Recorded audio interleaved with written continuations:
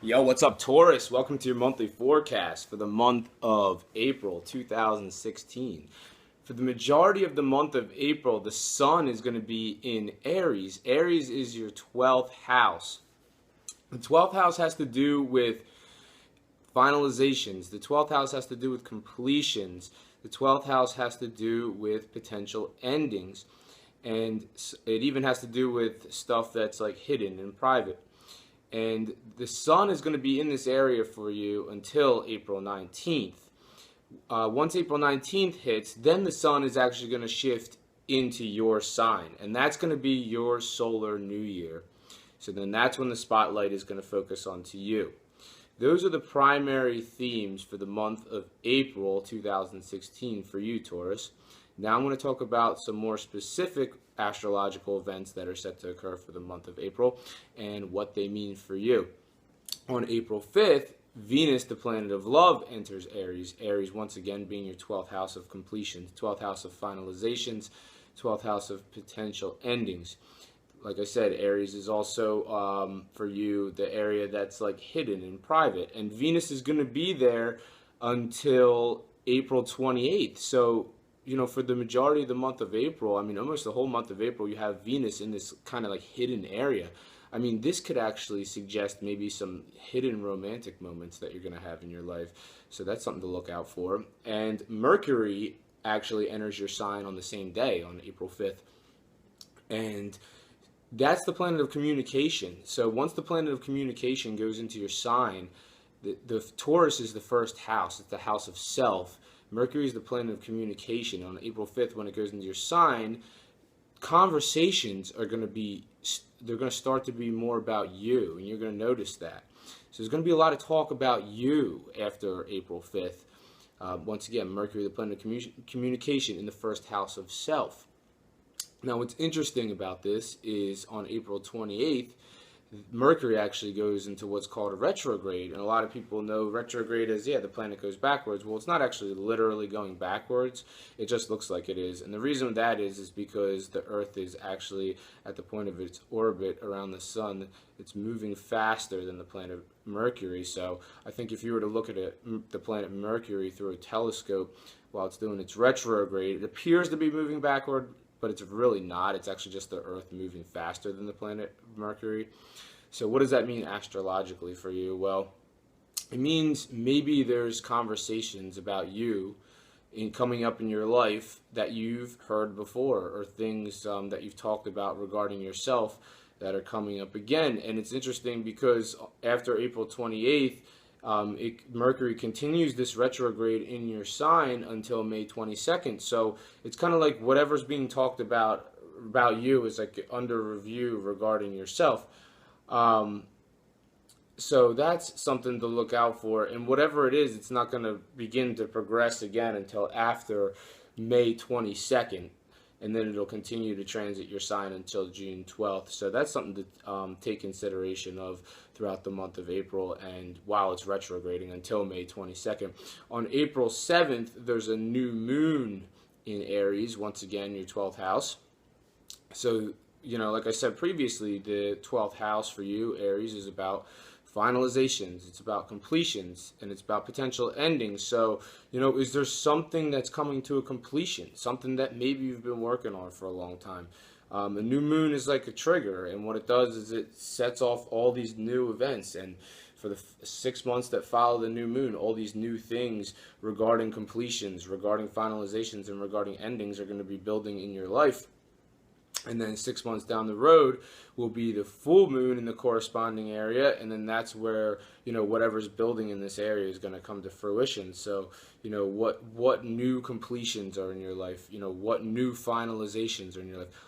What new potential endings are coming down the pike for you? That's something to take into consideration after April 7th. On April 12th, Venus, the planet of love, once again, in your 12th house.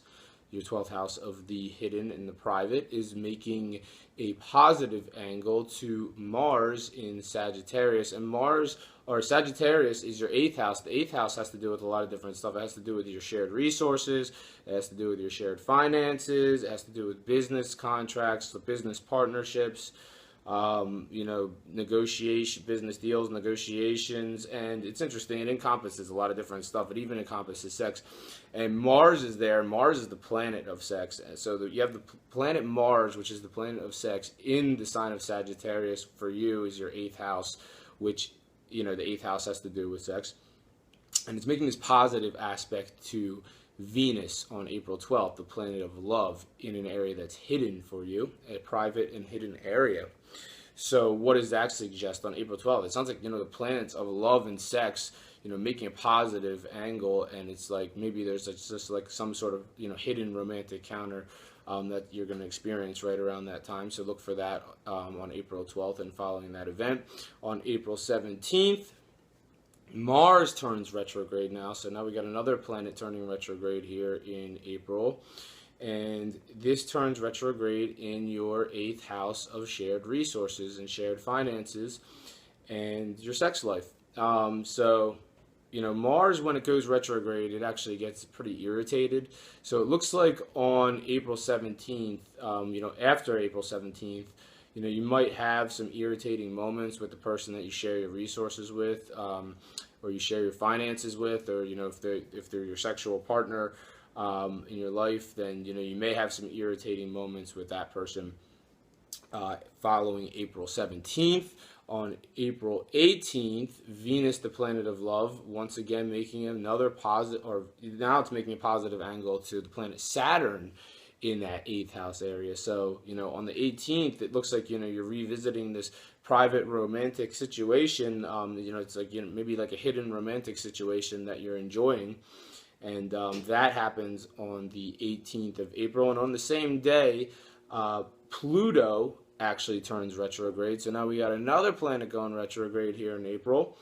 And this is in your 9th house of faraway places, and it has to do with spirituality too, this area. So, this could suggest a couple of different things. When Pluto goes retrograde, it shakes off old processes and ways of doing things, and it's in your 9th house. So I feel like maybe this has to do something with spirituality. Maybe if you've always viewed spirituality in a certain way, maybe you're going to be shaking off old ways of viewing spirituality. Maybe you have like a new spiritual perception that's coming down the pike now. And, Pluto is going to be doing this for a while. It's going to be retrograde starting on April 18th, and it's going to be retrograde for the whole spring, the whole summer. And it actually doesn't go forward again until September 29th, and that's in your 9th house of spirituality and also faraway places. So because it's in this area that has to also do with faraway places, it could be the possibility that, sometime in the spring or sometime in the summer, you may revisit an old place that you've been before that's far away. So that's something to keep into consideration after April 18th.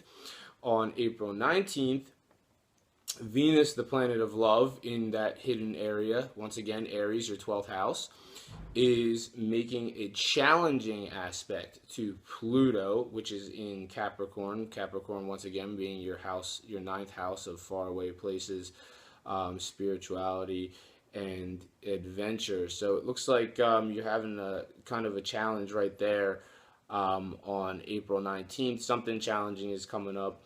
It has to do with you and somewhere far away, and Venus is in a hidden area, so maybe there's like something you're having a private discussion with somebody about somewhere far away, or maybe it's even spiritual matters. But that happens on April 19th, and then April 22nd, there's a full moon in Scorpio, and Scorpio is your 7th house of one-on-one relationships. Now, full moons are like a wild card. They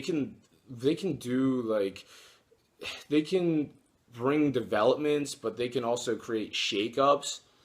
So it all depends on your unique situation, Taurus. How's things going in your one-on-one relationships in your life? Think of all the one-on-one relationships in your life, like your one-on-one relationship with your spouse or your love interest or your significant other, your one-on-one relationship with your friends, your one-on-one relationship, just with your boss, with your coworkers, like whatever, every single one-on-one relationship in your life. How these relationships been going? Maybe some have been going better than others. Maybe some are great. Maybe some are not so great. this full moon is going to either create a shakeup or development in this area of one-on-one relationships. So, it could either maybe bring some challenges, but the point is not to challenge you. The point is to bring changes, because it sounds like things just can't keep going on the way that they're going on, and they need to change. And that's why the full moon is happening in your one-on-one relationships, so you can go about your relationships a different way and be happy down the line. On the same day, Venus, the planet of love, once again in that hidden area, Aries, your 12th house, makes what's called a conjunction, which is when it actually aligns with Uranus in the same area. The planet Uranus is the planet of the unexpected, and that happens in your 12th house. So Venus and Uranus aligning in your 12th house of the hidden, the completions, the potential endings. I mean, with the planet of love in a hidden area making a positive aspect with the planet of random events in your 12th house, I mean, maybe that's going to lead to some sort of hidden romantic encounter. It all depends on your unique situation, Taurus. Think about how that may apply in your life. But I think that's actually all I have for you this month. Thank you very much for watching this video. If you've enjoyed it, make sure to hit the subscribe button and like, and I'll see you guys next month. Take care. Bye-bye.